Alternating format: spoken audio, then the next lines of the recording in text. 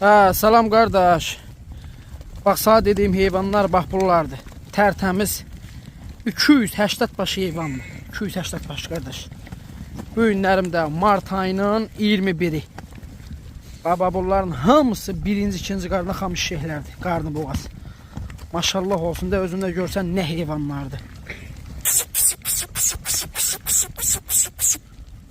Bunlara bax. Bunun hamısı bir-ikidir. Hamısı. Çoxu da ki yerini təmiz doldurub.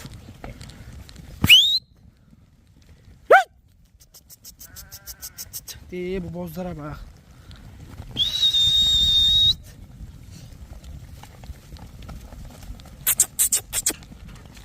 Tam ətraflı çəkirəm ki, dəyərli qardaşların hamısı bir baxsın ki, yəni nə heyvanlardır.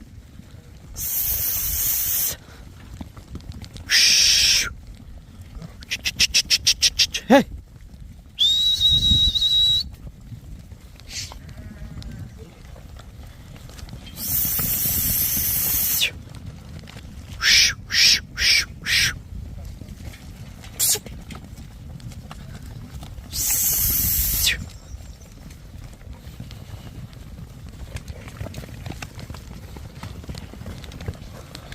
Bunlara bax. And olsun Allah'a qoşdan seçilmirlər. Qanunu qoşdan seçilmirlər.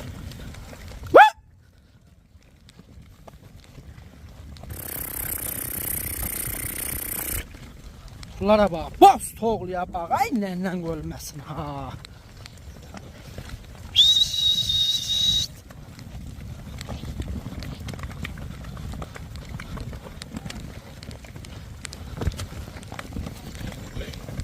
Her biri bir gözəllikdir. Her biri bir gözəllikdir. Üzü belə bax.